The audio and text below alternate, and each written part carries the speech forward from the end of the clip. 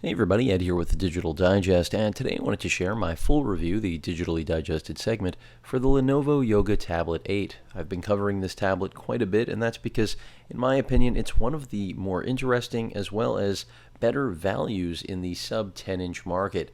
Now, it's really tough for any sub 10 inch, 7 or 8, in this case, an 8-inch tablet, to compete with something like the Nexus 7 2013 because that Asus Google partnership product right there really is best in class in every possible way, and I've covered that in depth. And if you're looking at the Lenovo Yoga 8, then you probably have already also considered the Nexus. And quite frankly, it really is all a matter of what you're actually looking to get out of your sub 10-inch tablet. Here we have a very solid offering. You're not getting a best-in-class processor, but it is still quad-core. Keep in mind that quad-core processor that drives this $250 tablet, at least that's its retail since its launch, which was not too long ago. And I expect the price to stay relatively steady. Of course, with time, the price will come down on this device. But in terms of pricing, you're getting a decent package. You're really paying for the design, speaker performance, and most importantly, the incredible battery life. But in terms of the actual internals, that's what, unfortunately, the money just doesn't end up getting you a lot, especially when compared to something like the Nexus or, of course, NVIDIA's Tegra Note 7. Those tablets simply will destroy the Lenovo 8 when it comes to, core raw performance and feature set. But if you're looking at something like just, again, speakers, battery life, and this form factor, which is great, I have to say, the form factor, the kickstand, you do have a micro SD card slot right there for storage expansion, which isn't necessarily, anything crazy or unexpected, but something that on the Nexus you won't have, so I'm pointing it out for that reason. In terms of internal storage, you're looking at 16 gigabytes on this device, which at $250 is fine. I mean, 32 would have been better. And I keep referencing the internal specifications being modest, and that's really modest at best. And that's because that is, quite frankly, all that they are. In terms of that quad-core processor I mentioned before, it's based around an ARM A7 architecture. So forget about the fact that you probably haven't heard of MediaTek, the manufacturer of the chip, the designer. It's just not a performer. Think about the fact that the Samsung Galaxy Note 10.1 uses an A7 quad-core chip like the one you have here powering this entire experience as its backup low-power processor. So that gives you an idea of how underpowered this device is. Now, that doesn't mean it won't suit your needs for daily web browsing, email, keeping a calendar in check, some light media consumption, whether we're talking about e-reader. I mean, I do think that the actual design, because of that folded over magazine cover design, that spine, the column here, which is where the battery is located, really does give you one of the best in class, at least usability experiences when it comes to e-reading. This is the most natural book experience you're going to get from something that's completely digital, especially that's a tablet first and not an e-reader first.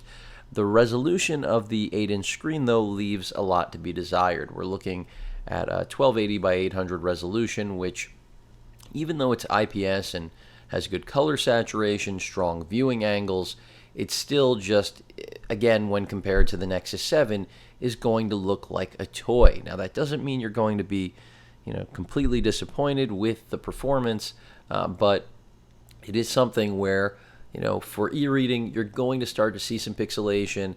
For general web browsing and email, I really don't think it's a big deal. Especially, you have to consider this is a budget tablet. But part of being a budget tablet, beyond the processor that I just mentioned, which is, again, the backup, basically, in the Note 10.1 2014, also, when we talk about RAM, you're getting a gig of RAM. That's the same amount you're getting in something like the Tegra Note 7, but a gig short of the Nexus 7 2013. And these are all in the same price point range. Again, $250 here.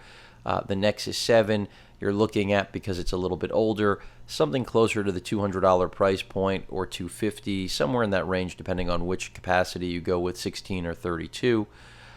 Also, just feature set. You're not going to get NFC here or Qi charging, wireless charging. You're not necessarily going to get that, though, in the Tegra Note 7 either, but you will get a fantastic processor that's going to outperform this Lenovo 8 or the Nexus 7 2013. So there are a lot of variables, but when it comes to the internal components, we're talking about the screen, the Wi-Fi, the processor, the 1 gig of RAM, the GPS, the Bluetooth. They're all really, I don't want to say bottom of the barrel, but par for the course. They're, I want to say mediocre either, because I think that basically they represent how far we've come in terms of being able to afford solid technology at a very low price point. Unfortunately, Lenovo did incredible things with design here, but balanced them with, as I just mentioned, mediocre hardware. And had they actually put some, high-powered stuff here, whether we're talking about a higher res screen, which isn't really even necessarily my biggest bone to pick with the Yoga 8. It's more about the processing power and graphics performance, which, by the way, gaming, this is not a good device for that. Check out my gaming demo if you want to actually see what gaming performance is like. But it's just not a strong performer.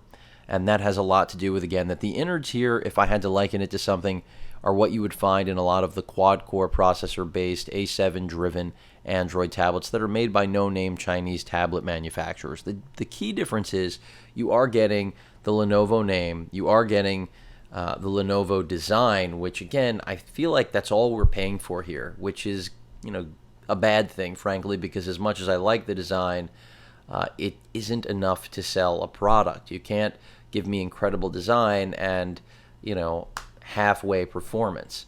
The build quality, really solid between the metal kickstand and this almost metallic mesh-like aluminum feeling backing, and then such a slim profile, really lightweight. As I mentioned before, battery life that's unmatched by any tablet on the market. I don't care in what form factor, 10-inch, sub 10-inch.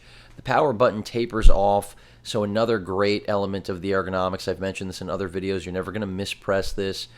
You have your micro USB port right there for charging and file transfer. I already mentioned the hidden micro SD card slot for expansion up to 64 gigs. So you can take, if you are concerned about the 16 gigs of internal storage, that's remedied easily. Your 3.5 millimeter headphone jack on the left-hand side of the back-end column, this battery bump, whatever you want to refer to it as. Your volume rocker right there, and then a pinhole right there, which I'm not sure, I believe is a reset pinhole. In terms of cameras, that's something I want to talk about. Then I'm going to get to software and basically try to bring you through everything that you should expect with the Yoga 8. The rear 5 megapixel camera is laughable. It's not going to be a go-to, in my opinion, for anything. It's better than having no camera, but this is a very big trend lately with a lot of these budget tablets. Google even falling prey to that themselves, but I won't say they really fell prey. I think that the Nexus 7 has it because Google knows that you need a rear camera for a lot of applications. So it's not about wanting to go out there and shoot pictures of the world necessarily, but more so about making your tablet fully functional. So here we kind of have the same. This is going to work if you want to do a mobile deposit, but I don't recommend using this as a camera. The camera function on tablets isn't even a secondary, let alone tertiary item in my opinion. But good to have it nonetheless. No flash, as you may have noticed.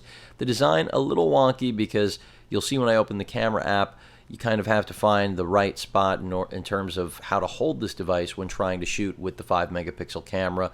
And that's one of the drawbacks of this great design, is that while it's great for most of what you're going to do with the tablet, maybe not so ideal for camera use.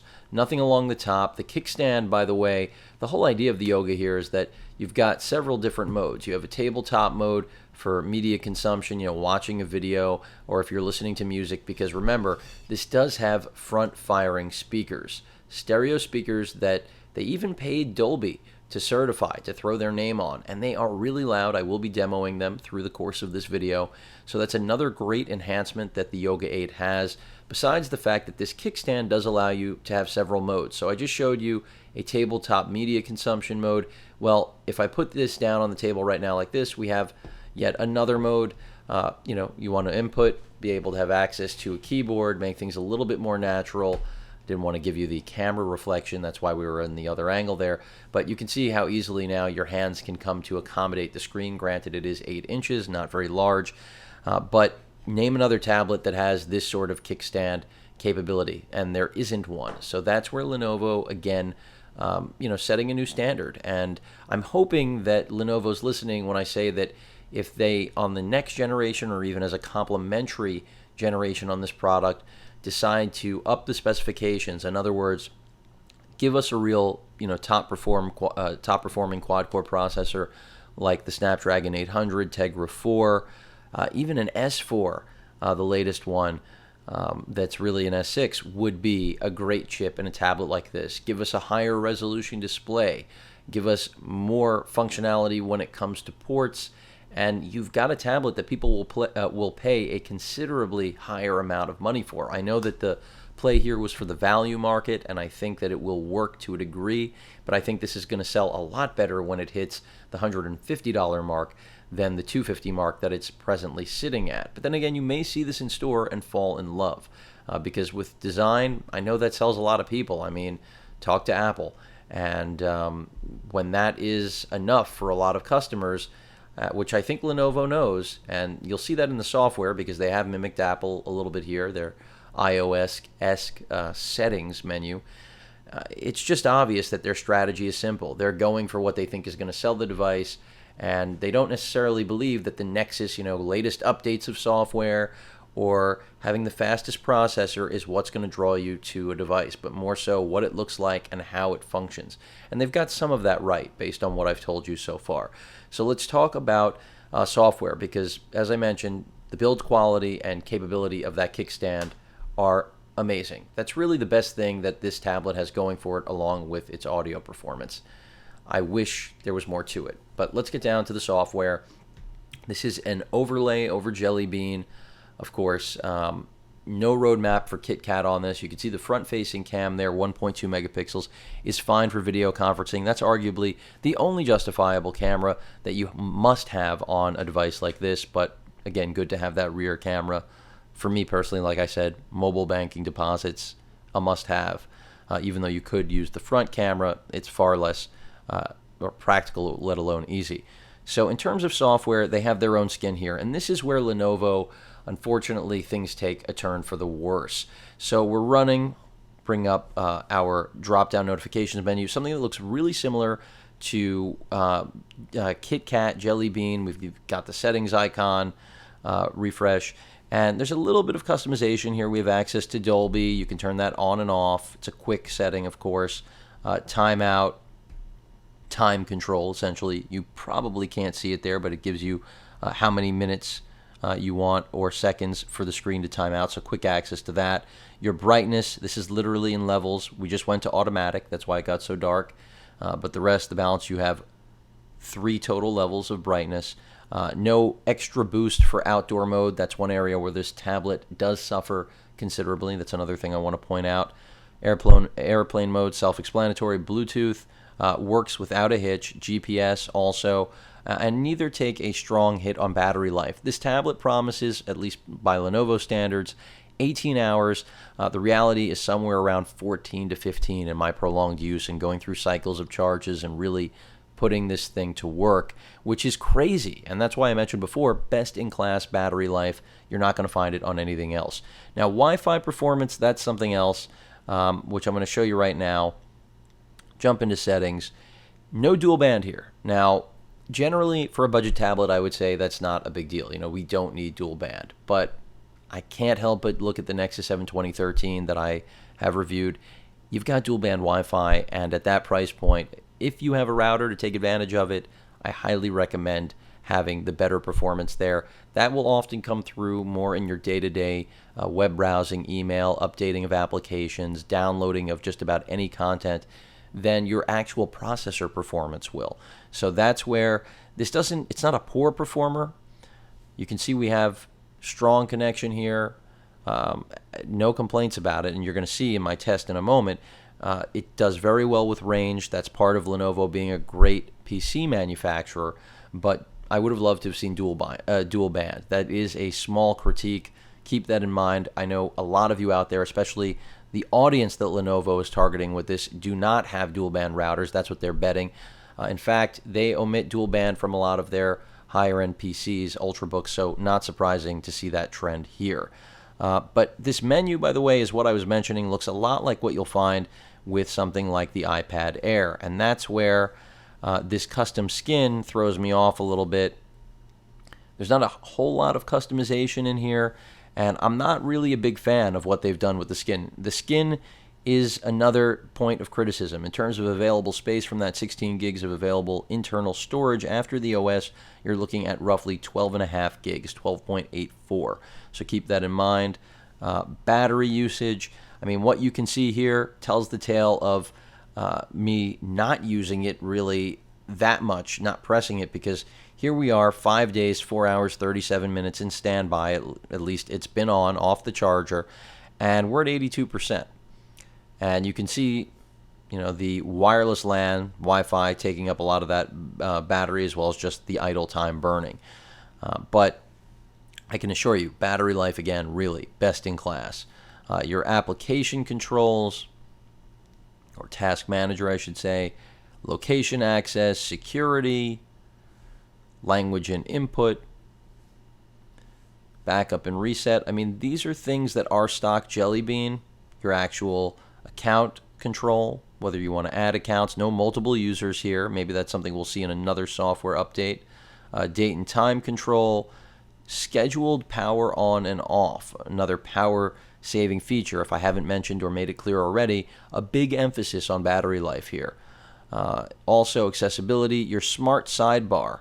Now, this is another feature which, quite frankly, you're not going to necessarily use a lot. It's another piece of their software which brings up a software bar. Pretty sure when I change orientation, it should bring it up. See if I can get this to happen right now. And there it is. And so the smart bar gives you quick access to settings. It just disappeared, but you saw a whole host of different features, and the idea is that whenever you change orientation, it's going to give you that because it thinks you're now starting a new activity. Here we're going to be going to e-reader. Do you want to use Google to search something? It's trying to be intuitive and determine what you're out to do by just noticing that you have changed modes, and that's part of, again, I guess, the yoga flexibility. So it's nice, it works, certainly an interesting touch. That's another piece of their custom software.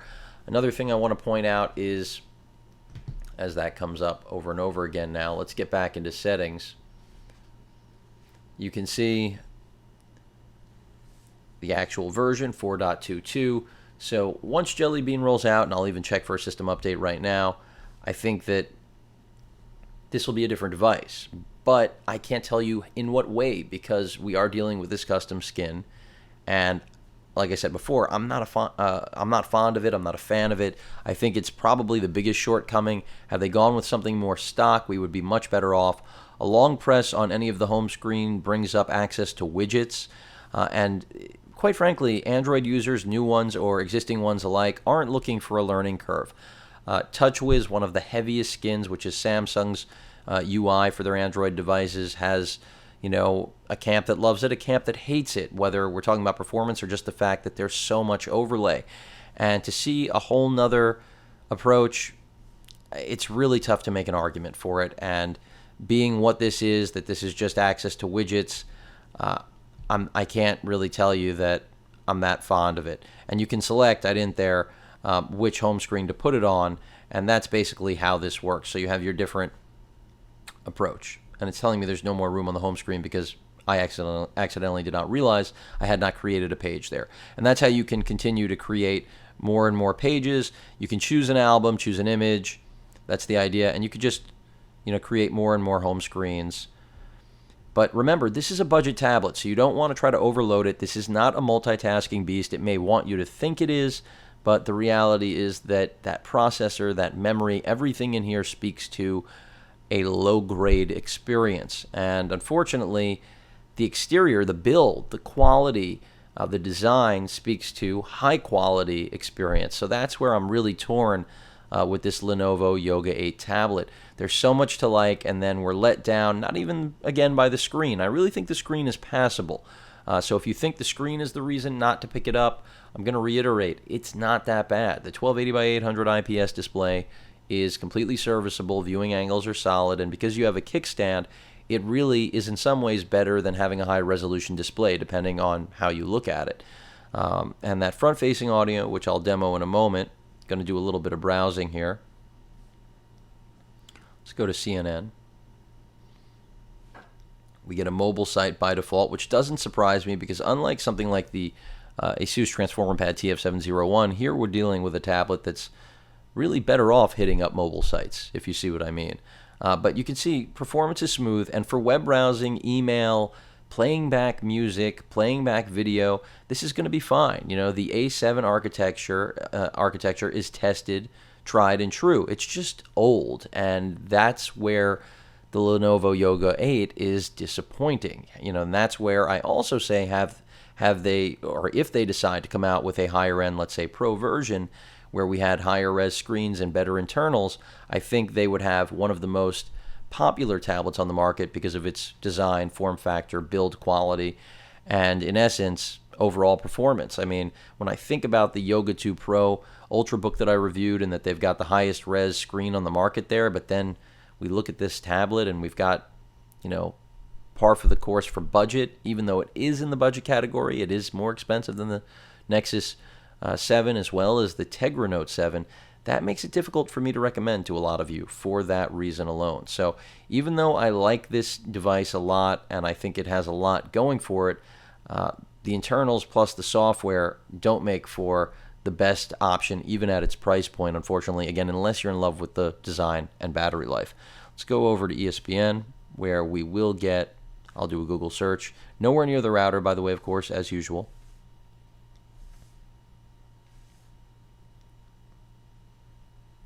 You can see fairly fast, loading up on the mobile. Let's go full. And you can see for web browsing, you're not going to find it to be subpar, and that's because, quite frankly, Android tablets had been able, or I should say have been able, to browse smoothly for a while, a couple of years now. This isn't a breakthrough. That's why the A7, the older chip that's powering this, again, the backup quad-core chip found in the Galaxy Note 10.1 2014, doesn't have any issues doing this. And that's why when you're using the Galaxy Note 10.1 2014, a lot of times in lighter tasks, it is defaulting to that lower powered quad-core A7 like we're using here that is made by MediaTek. So it's not that there's anything wrong with this processor. It's more about what you can get that's much better at the same price point from something like the Tegra Note 7 or the Nexus 7 2013, which is why I keep coming back to those. A budget tablet has to pack the best features it possibly can. Lenovo's pitch on it was the best features were in looks and audio quality and battery life. So that's really the take on the Yoga 8, in my opinion, in terms of what they've put together. In terms of video playback, let's bring up the Digital Digest. If I was doing this two-handed, it actually would be even better. Not a lot of bezel, which is a good thing, but some people will feel it's a lot considering the size of the device, which I understand. First result, I'll take that. Let's go to YouTube. Log in. Let's go ahead and do a little video sample. You'll see very little buffering, so as I mentioned before, the actual Wi-Fi performance isn't bad, it's just not dual band. Go ahead and bring the volume up. Not playtime.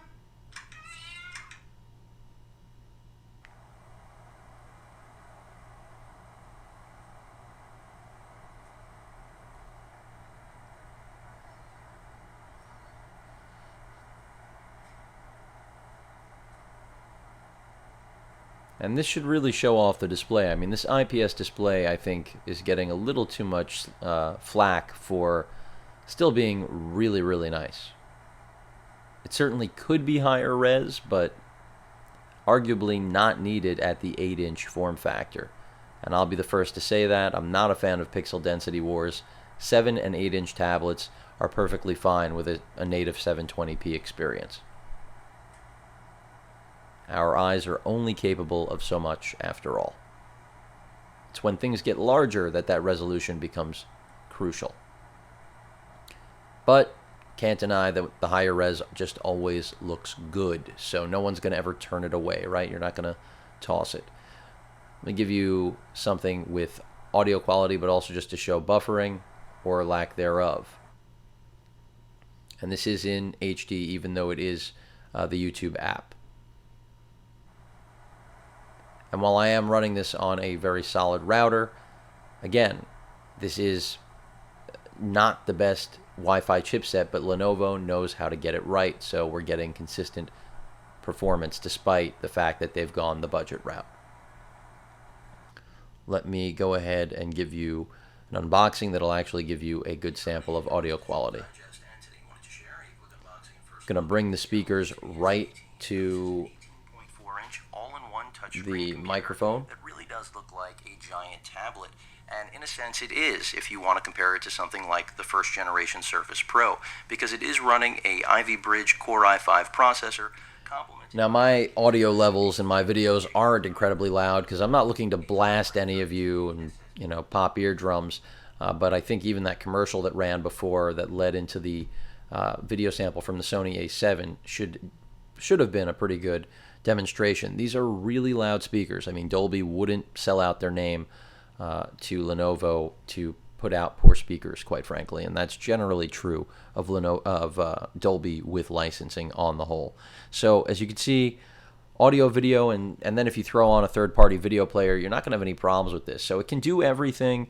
Battery life, we're at 81. Last time I looked, 83. And in terms of screen brightness, for those of you that were wondering, we have been at the brightest mode throughout the course of the entire video.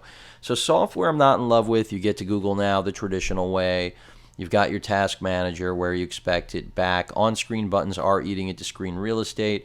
You also have quick access to settings, preferences, preview, wallpaper, theme, and you can add more. So settings, we already know what that's like. This is just allowing you to add more widgets. I mean, it's a very convoluted way to add widgets, and that's what it really comes down to. Your actual theme, you can see Classic, Age, DaVinci. I have it on DaVinci now. Easy to switch around. I mean, this is where things really start to look like Apple. I mean, and that's where it's not just in the menus, folks. I mean, it's something that clearly, I mean, wow, we will. And that's rare you'll hear me integrate that into a review. But Lenovo knows what they're doing. They're not new to being in the consumer electronics game, specifically trying to compete with Apple. And I guess, clearly iPad mini, that's who they're targeting with this, rather than even necessarily other Android tablets. Because as I've reiterated over and over again, the Nexus 7 2013 and Tegra Note 7 do kind of take this tablet to the woodshed. But overall, really like it for its form factor, battery life, and just I give Lenovo a lot of credit for having some gall and guts to bring out a design where we're looking at a tablet that doesn't look like every other black slate with speakers that are either tucked on the side, or if we're lucky enough to get front-facing, front-firing like these here, which are very neatly integrated. You've got almost like a Bang & Olufsen feel to the design on this tablet, and considering it's coming from Lenovo, it's kind of a bit of a mind, you-know-what. So, nice tablet, really like it. It's just the software and internal hardware hold it back from a full recommendation on my behalf. When this becomes $150, then I think it's a great buy. Also, it's just a good buy if you wanted an expensive tablet and don't care about the specifications, which is what Lenovo is really banking on. They're hoping that you don't care that it's not coming with a lot of useful software. It's not going to look the way another Android tablet is going to look. And they don't even have any content to sell you, which is the other ironic part about this experience. It's not like all of the other manufacturers, Sony, Samsung, where they are basically shoving content down your throat because they have it to sell through direct channels. So does Apple, of course. But Lenovo, just purely a manufacturer. So that's where I expected more from them on the specs under the hood. Hopefully, second time around, that'll be the priority. But otherwise, I mean, things like this Navigate 6, like why on earth would I ever use that when I have access to Google Maps? and that's just a head scratcher. Their file browser, perfectly fine, but nothing, nothing mind-numbing, nothing incredible here. Actually, I will do a little playback for you right there from whatever they have. Well, no, that's not a worthwhile playback. I'm not even sure how that got stored on there. In terms of video, they have their actual video, which I will play. Bring it right up.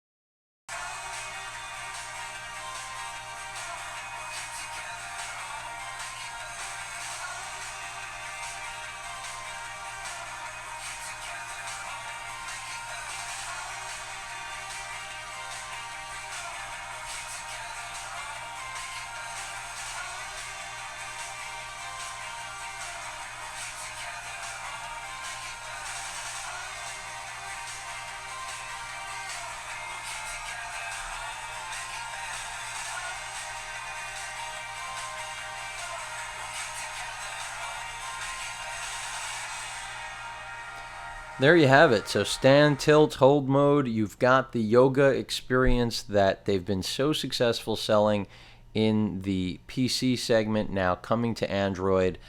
And hopefully, through the course of this review, I've summed up everything there is to know with regard to things to like and dislike about this tablet.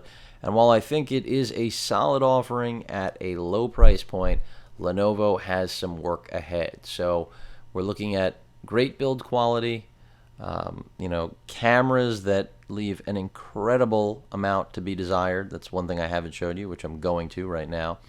And just overall, an experience that, with a little bit more polish and a lot less of their own skin, by polish I mean the internal hardware that I keep coming back to, this really could have been a knockout punch to the competition, and something that I think most people weren't expecting from Lenovo. Let's look at that camera app finally, something I haven't shown you. And basically you can see right here, we've got a dedicated button for still imaging as well as video capture. We then have access right here to settings. And as I'll mention in basically every video that I do for a tablet that gives you, advanced settings, here we don't have incredibly advanced settings, but, just a basic scene mode, white balance.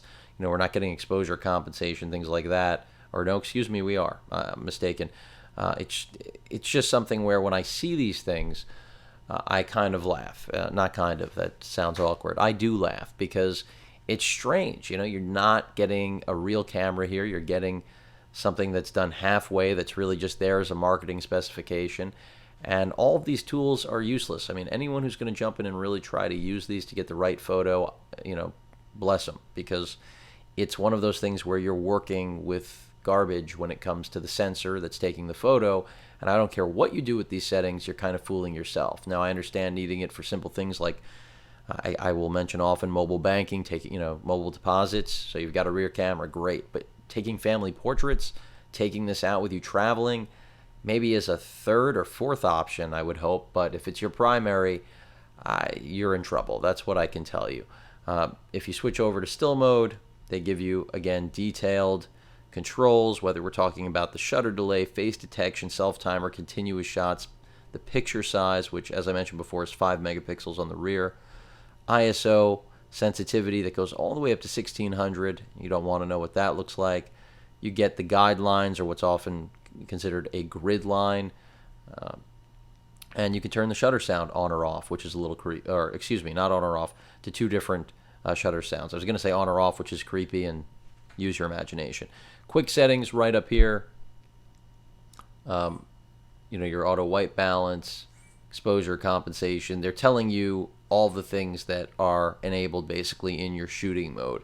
In the upper right corner, you can see the actual display control like you would have on a traditional point and shoot camera, that you can hide or keep details. Number of shots right there based on the available internal storage. I have no micro SD card slot or micro SD. Of course, if I had one in here, it would use it. Can hit that to get the front facing camera going. There you have it, which is certainly functional, as I mentioned earlier. And then quick access to the gallery. And just to do a quick shot, my arm in the way there, bring over the Tegra Note 7, touch to focus, and fire.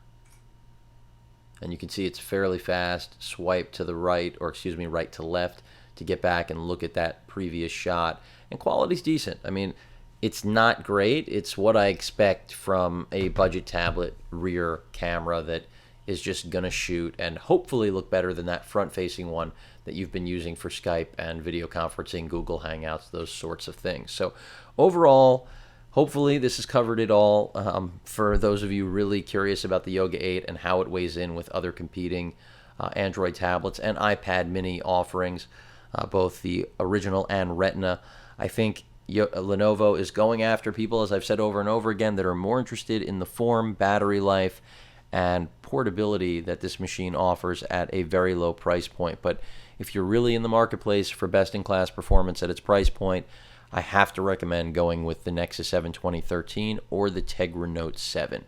Any questions or comments, please feel free to post them. And of course, as usual, please feel free to subscribe. Later.